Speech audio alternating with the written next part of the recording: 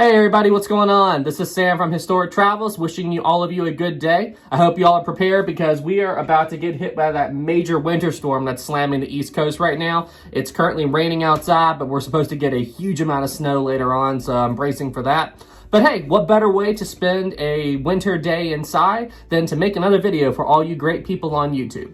Now, for today's video, we have a different kind of topic that we're going to discuss today. This is more going to be a discussion video, kind of like my what if videos that I made a while back, kind of along those lines.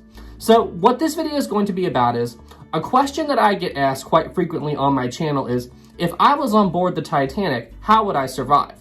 And while at first the answer to this question seems relatively simple, the more I thought about this question, the more I realized that there's quite a lot of factors you have to consider when you think about if you were on board the Titanic on the night of the sinking, how would you go about surviving? So I thought it'd be a great discussion topic for this video, and I thought I would give my answer to all of you. So that's what we're going to be talking about in today's video. Oh, and after this video is over, I'm very curious to hear all of your all's thoughts on how you all would attempt to survive the sinking of the Titanic if you were on board it on the night of the sinking. So please feel free to leave what you think in the comments below.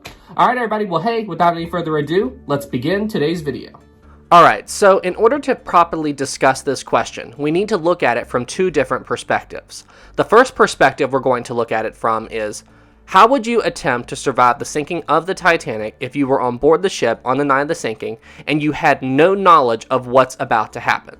The extent of your knowledge is, all you know is that you are on board the Titanic and the ship has struck an iceberg. That's all you know.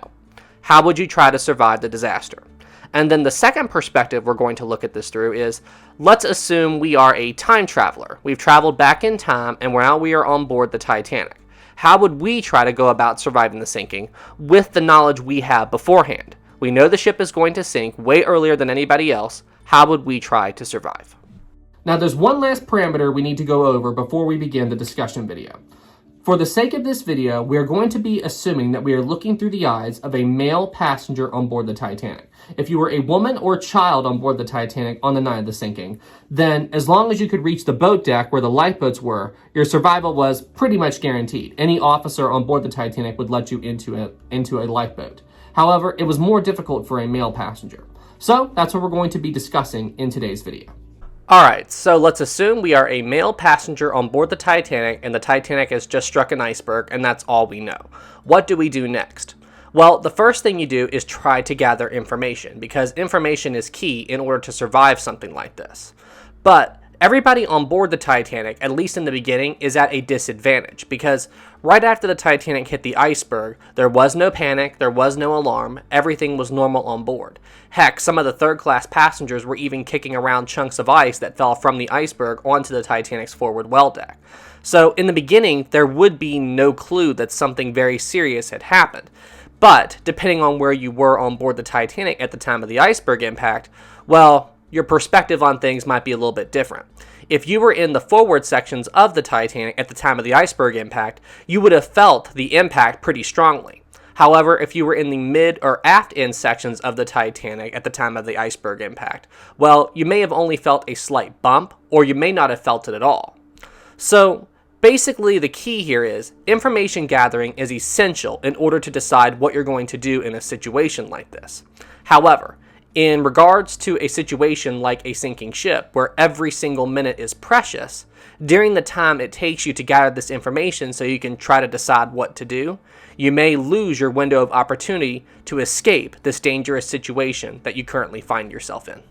This exact same situation proved even more fatal on board the SS Atlantic when it struck a rock off Nova Scotia's coast on April 1st, 1873. You see, when the Atlantic hit the rock and began to sink, what the passengers and crew on the ship didn't know was that they only had 5 minutes to react to this dangerous situation before escaping the Atlantic would be nearly, if not completely, impossible. 5 minutes after the Atlantic hit the rock, the ship rolled 30 degrees to her port side, and when this happened, the stern of the Atlantic dipped beneath the surface, drowning everybody who was still within the stern section of the Atlantic.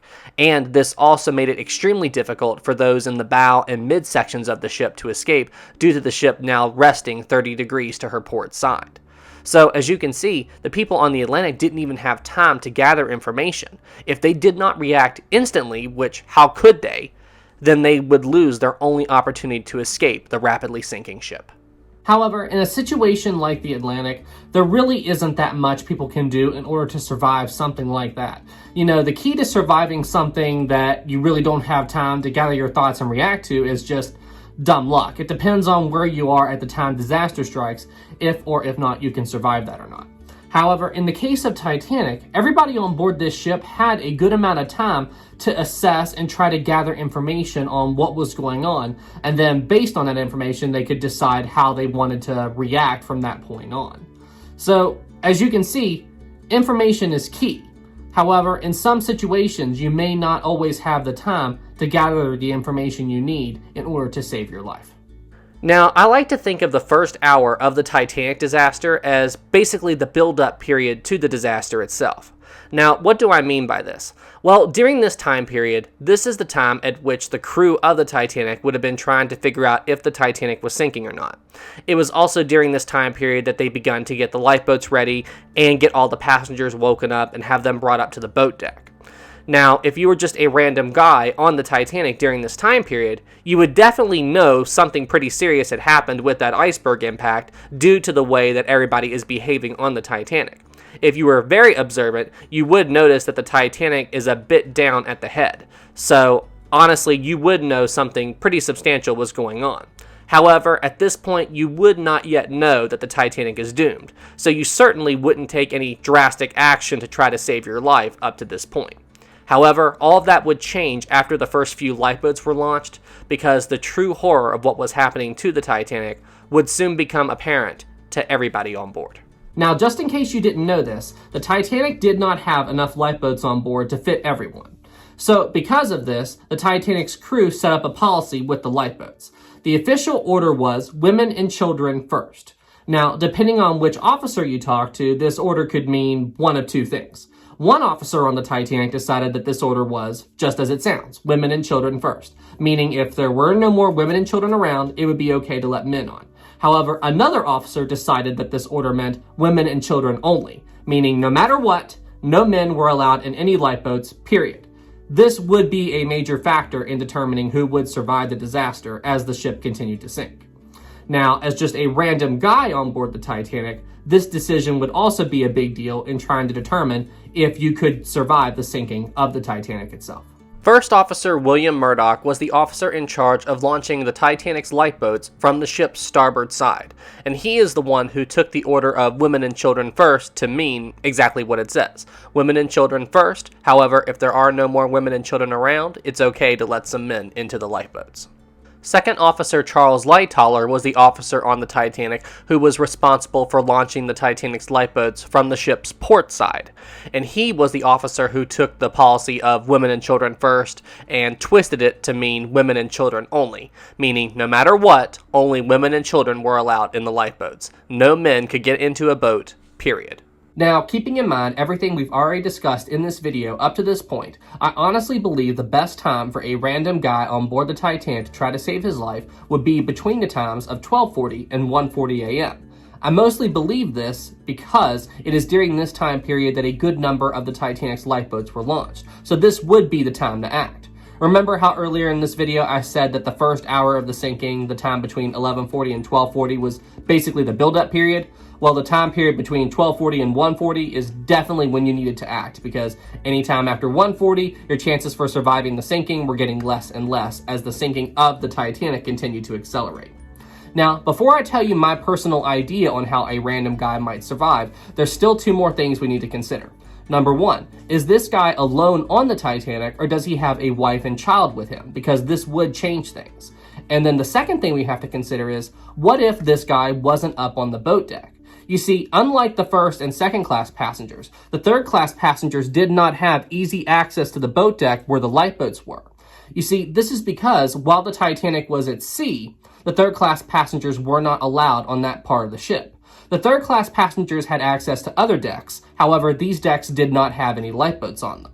Now, one thing to keep in mind here, during the sinking of the Titanic, the third class passengers were not locked below decks. However, it was more difficult for them to reach the boat deck, mostly because they were unfamiliar with that part of the ship. And to be frank, the Titanic's crew didn't do the best job in organizing the third-class passengers. Now, the Titanic's crew did have some difficulty in communicating with some of the third-class passengers into what to do, because a good number of these passengers didn't speak English, so they really didn't know what was happening. And then more third-class passengers actually went to their designated decks on the Titanic instead of going up to the boat deck because they didn't really understand that that's where they needed to go. So, as you can see, it was more difficult for the third class to make their way up to the upper decks. However, the crew did try to help, but given these circumstances, it was more difficult for them to attempt to reach the Titanic's lifeboats.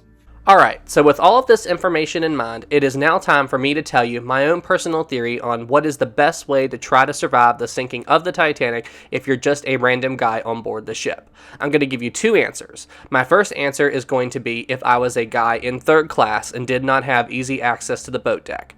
And then my second answer is going to be if I was a guy in first or second class and I did have easy access to the boat deck. And don't worry, I'll also include my answer on if I was a single guy on board or if I had my wife and child on board with me. Alright, so if you were just a guy on board the Titanic in third class, what is your best shot at surviving the sinking? Well, to be honest, I think your best shot to survive is to do what I've been saying this entire video, and that would be to collect as much information as possible. Now, unless you were directed on where to go by a member of the Titanic's crew, I don't think it's a good idea to stay in one place. I think you're better off to explore the ship as much as you can and try to figure out where you're supposed to be. Because if you're exploring the Titanic, you have a better shot at coming across a member of the Titanic's crew and they can direct you where to go. If you're off by yourself and you decide to just sit down in some place and hope somebody will come along and rescue you, well, odds are no one's going to find you. So, as I said, be proactive and search the ship as much as you can in order to figure out where you're supposed to be. Now, believe it or not, in third class, there's actually a very simple way for anybody there to reach the Titanic's boat deck where the lifeboats are. You see, on the Titanic's port side, there's a passageway that spans nearly the entire length of the ship called Scotland Road. This passageway was used by members of the Titanic's crew as well as third class. And inside of Scotland Road, there's a door, and this door is even marked emergency exit.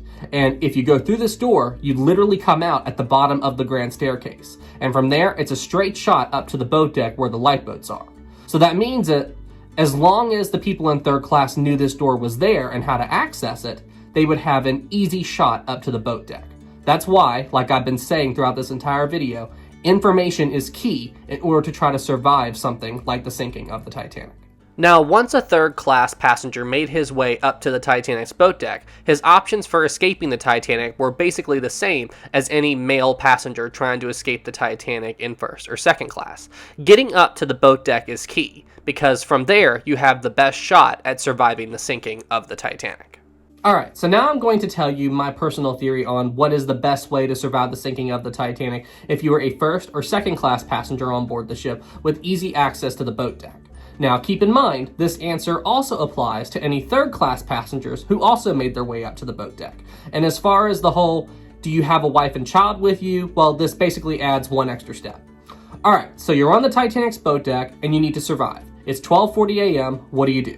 Well, honestly, my first thought would be to make sure my wife and child were off the Titanic safely. I would take them to the first lifeboat I could. I don't care what side of the ship it's on because it doesn't matter. She's a woman and child, they're good. They'll be safe. And then, once they were successfully away from the Titanic, then I would start thinking about how to save my own life. And how would I do this? Well, as I've said throughout the entire video, once again, collect as much information as possible. I would basically walk around the entire boat deck of the Titanic and see what was going on. And I'm sure eventually I would come across Murdoch and I would see what he was doing with the lifeboats and how he would, on occasion, let men on. I just realized something. Y'all remember Lovejoy, Cal's assistant in the Titanic movie? Well, he basically had it right. He says in the Titanic movie to Cal, stay with this one, Murdoch. He seems the most practical. Hang on, I'll show you. There are more boats down the front. Stay with this one, Murdoch. He seems to be quite practical. Boy, I tell you, James Cameron really did do a good job in telling the story of the Titanic in his feature film, with the exception of the whole Jack and Rose love story. Everything around them You know, he really did try to get as much detail right as he could involving the story of the Titanic. Now, the way he did these details, unless you were familiar with the story of the Titanic, they may pass you by without you really even thinking about it, because he isn't able to explain them in the movie. But still, if you're familiar with the story of the Titanic, and based on what we knew about the Titanic in the 90s, I really do think that James Cameron did an incredible job with his movie. But yeah, back to my survival plan. Honestly, I would just hang out with Murdoch, and I would just wait and see if a situation came up where a lifeboat had empty seats and there were no more women and children around. And at that point, if Murdoch offered, I would try to get into a lifeboat and leave the Titanic. I really do think that is the best way for a male passenger to escape the sinking Titanic. And that's pretty much it. You know, it's funny. That was such a simple answer to the question that I started in this video, yet in order for that answer to make sense to all of you, it took this entire video for me to explain all of these details so that answer would make sense to you. It's crazy what you have to think about whenever you attempt a project or video like this. There's so many details that you have to take into account. But ultimately, what do you all think of this answer? Let me know what you think in the comments below. Alright, so now let's have fun. Let's assume that we are a time traveler, we're on board the Titanic, and we know what's going to happen. How would we survive? Well, I guess you could do the same thing as we talked about earlier, you know, just hang out with Murdoch and see if you could get into one of those lifeboats. However, where's the fun in that? I think if you had complete knowledge of what was to come, I think you would have enough time to build a raft. You know, tear down some of the wooden doors around the ship, and you have to make sure you're out of the water. You know, you can't have any of your body in water that cold. So I think to give the door some extra buoyancy, you should tie a bunch of life jackets underneath the door so that it'll lift up higher out of the water and no part of your body is in the water. I think that's what I would do if I knew what was going to happen way beforehand and had enough time to figure out how to build something like that. But honestly, building a raft is a lot more complicated than it sounds, and you would, at the bare minimum, need the entire time of the sinking. You definitely wouldn't have time to do that by the time you learned what was happening, you really would not have time to figure it out. You'd have to know what was going to happen way beforehand and then go from there. Anyway, guys, that was fun. It's always fun to do those kind of brain teasers like that. Like, how could this work? How could this work? Anyway, guys, thank you all so much for watching this video. I hope you enjoyed it. Be sure to leave a like, be sure to subscribe, and hey, you all keep doing what you're doing. You all are awesome. All right, everybody. Well, hey, you all stay safe out there, and I'll see you in the next one. Have a good evening, everybody. Special thanks to our captain level Patreon supporters, Olivia Julius, Canadian, Greg Gatlick, and Callum Whaley. Thank you all so much for all the support.